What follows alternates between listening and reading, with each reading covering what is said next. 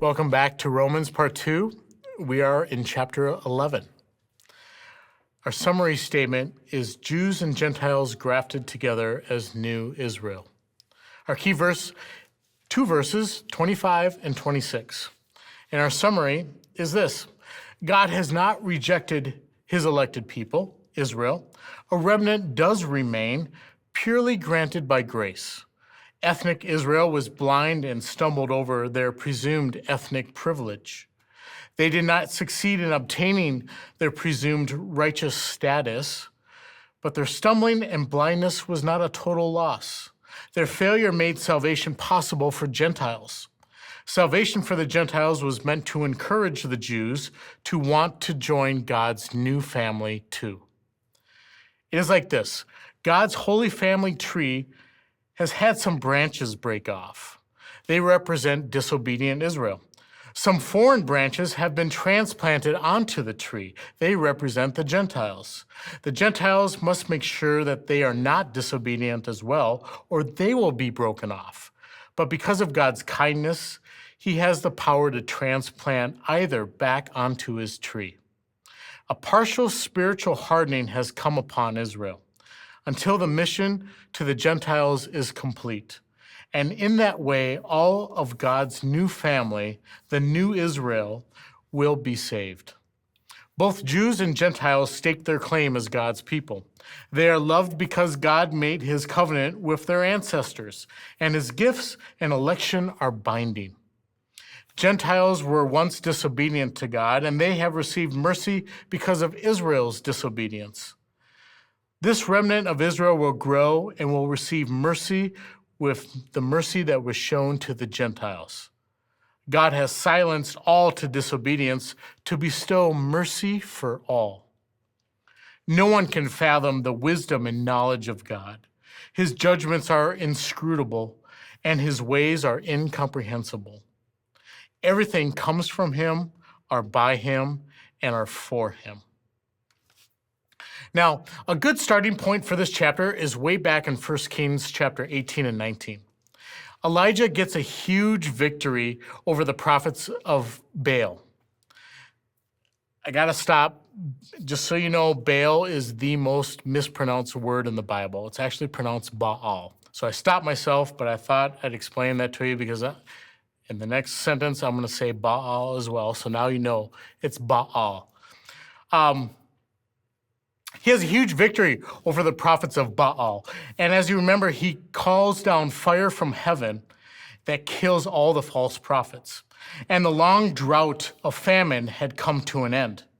Queen Jezebel, who also worshiped Baal, is incensed and outraged, and she puts out a hit on Elijah, basically.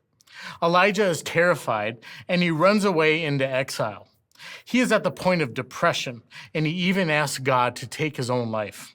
So despite the victory the Lord just gave, Elijah now finds himself in exile, depressed and oppressed by the wicked queen who is still in power. He believes he is the only faithful follower of Yahweh left, and now she is out to kill him. Paul can relate to this story. With everything we've seen in the last two chapters, in hearing Paul's emotions and his personal struggles with his fellow countrymen, he cannot help but feel like Elijah, like he's the only man left on the island. He has worked, labored, and toiled to bring the gospel of the risen Savior to the Gentiles, and that alone feels like a great victory. But also like Elijah, he has wept and fretted over his fellow Jews. They are at large a disobedient and contrary people. So we see that this is not only a theological problem for Paul, but it's also a deeply personal one too. The question that arises for the readers leading up to this chapter is this: given Israel's disbelief and rebellion to the Messiah and the gospel, which we have seen was predicted by Moses and the prophets, and in light of the gospel, has God rejected his people?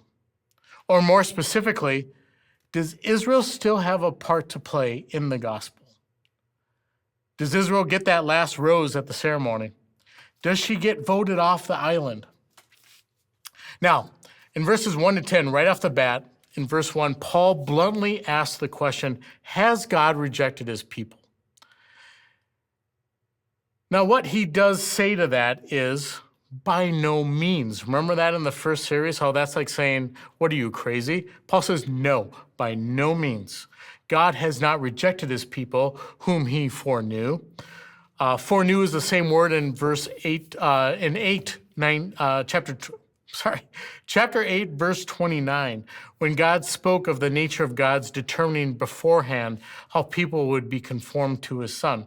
What Paul is doing is equating the nature of God's election for both Jews and Gentiles. Israel was chosen by God, and the Gentiles were also chosen by God. Then Paul brings up Elijah when he cried out to God against Israel. They killed the prophets, they tore down the Lord's altars, and they are after my own life. And what is God's response? I have 7,000 people, in fact, that have not fallen down and worshiped Baal. So Paul says, so too, or in a similar matter, at the present time, there is a remnant chosen by grace. But if it is not by grace, it is no longer on the basis of works. Otherwise, grace would no longer be grace. Now, Jewish remnant theology is usually discussed in terms of minimalism. What I mean by that is it is often defined as something that is small or marginal. I mean, after all, remnant naturally comes with minor or small-scale presumptions. But is that what Paul is getting at? Is he hoping for any Jews to be saved? So in verses 1 to 10, if you ask, can some Jews be saved? Paul will say, oh, yes. But it is not done by works. It's done by grace. Remember the works that Paul talked about? Those are those self-identifying markers of Jewish observance of the Sabbath, the dietary law, circumcision. There is not going to be a remnant of people that only seek and obey those things. No. This remnant will be by believing and confessing in the grace of Jesus the Messiah. Otherwise, grace would not be grace. In other words, grace would not need to be. It would not need to exist. In verse 7, did Israel fail to obtain what they were seeking? The elect obtained it, but the rest were hardened. Paul will pick up on this in just a few verses. Verses 8 to 10 are Old Testament quotes that speak of God's judicial hardening of unbelieving Israel. They are from Isaiah 29:10, Deuteronomy 29:4, and Psalm 69:22 to 23. Now, what Paul is doing is showing that this hardening is not in violation of or inconsistent with what was written in the Old Testament. He's submitting evidence to his argument, and as we've seen, that's something that he regularly does. Israel was given a spirit of stupor, which is a funny word, which literally means a prickling. They have eyes that do not see. They have ears that do not hear. Their table, meaning their safe zone, if you will, has become a trap, a stumbling block. We saw this at the end of chapter 9. They have darkened eyes, and they have bent backs. Sounds really pleasant, doesn't it? What they thought was safe became the very thing that caused them to stumble.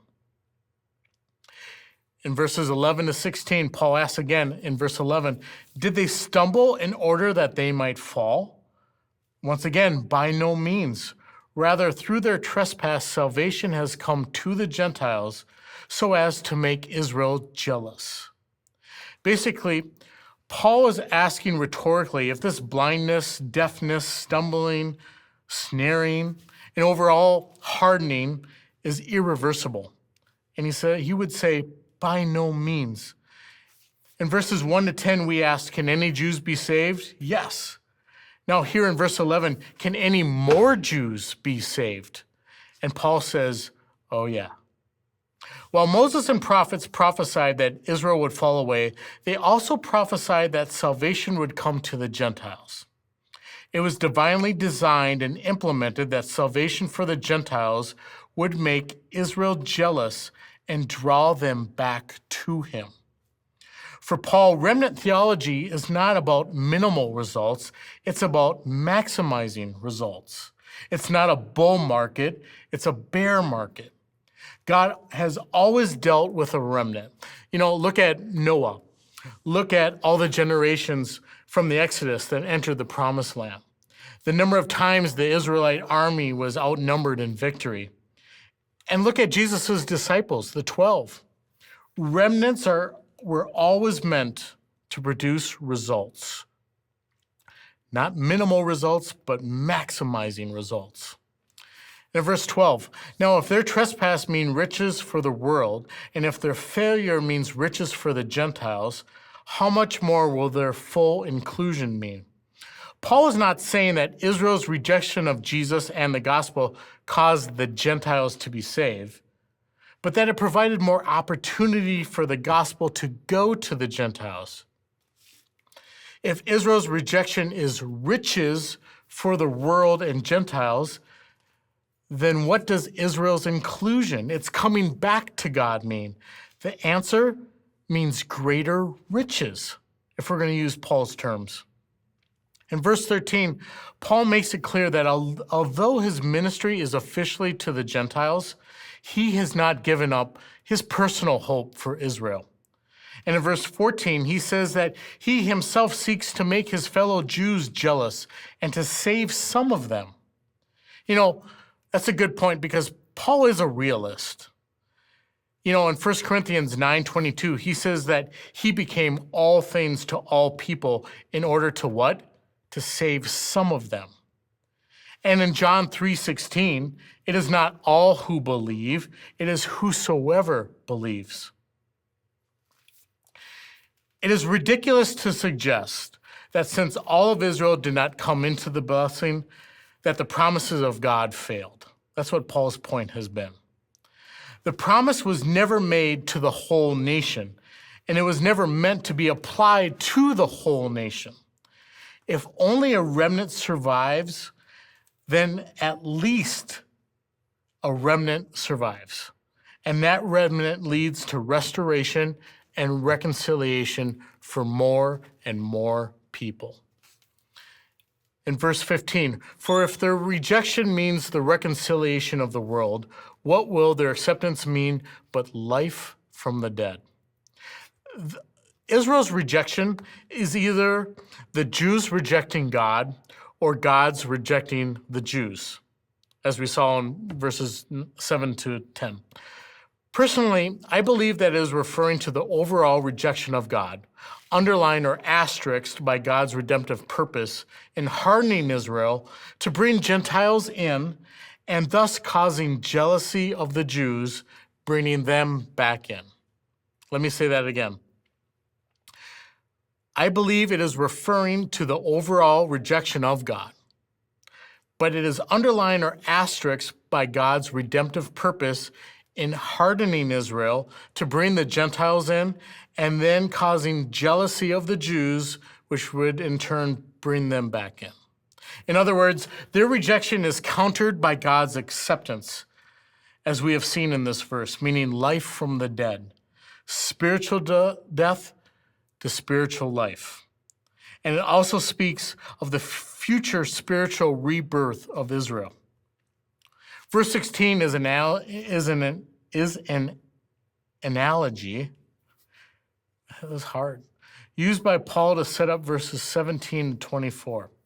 When a first fruit offering, the first portion of the harvest was presented, the whole harvest was holy. Likewise, the branches and the roots from which the item harvested came from and presented to the Lord, it also was holy. And symbolically, the root is referring to the patriarchs, where Israel began with Abraham, who Paul discussed at length in chapter 4, and Isaac and Jacob from chapter 9, and the descendants referring to the nation of Israel. In verses 17 to 24, to save some time, I'm going to condense this passage for you. Olive trees is one of the major sites and symbols in the Mediterranean world.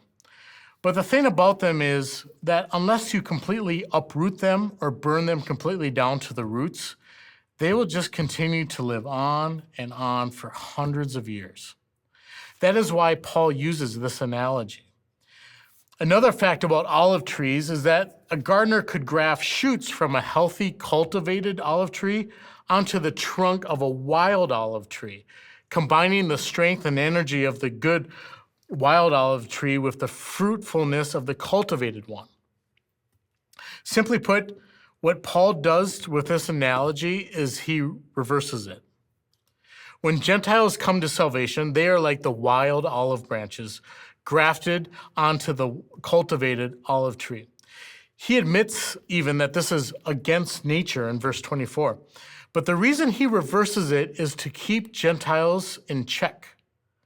After all, they are the ones who have been brought in while the Gentiles have been on the outs. While the Jews have been on the outs. And he reminds them that they, as the wild olive branches, are being grafted into the root of the cultivated olive tree, where God's elected and chosen people come from.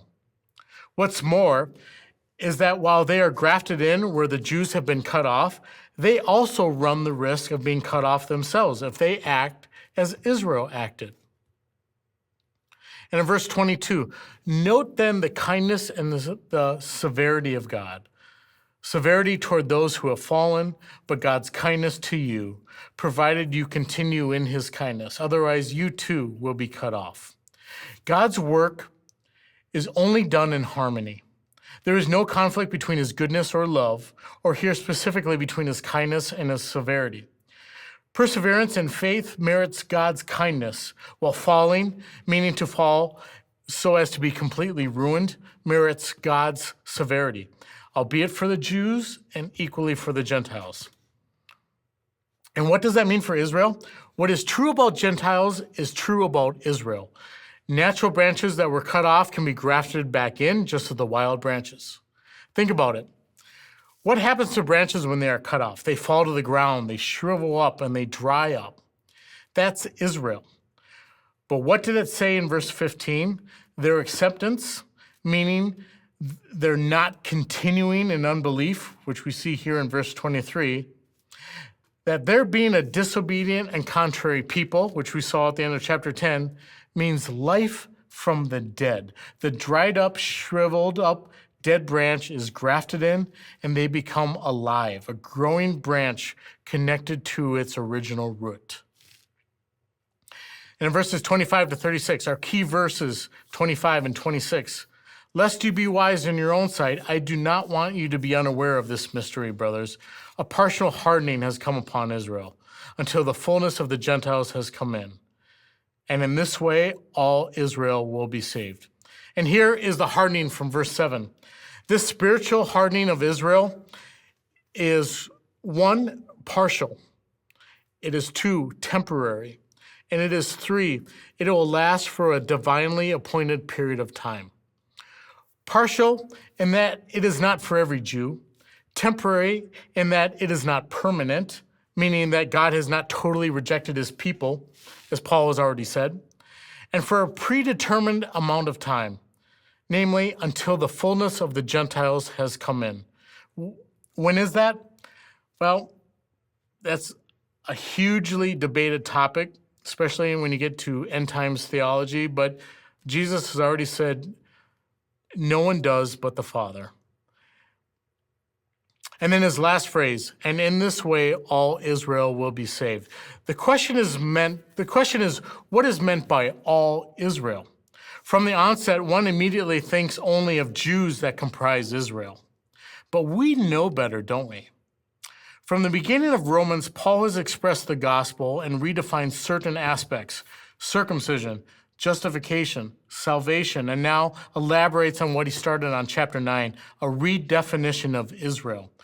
All Israel, in light of the passage on the olive tree before it, is a combination of Jews and Gentiles who have come to faith in Christ.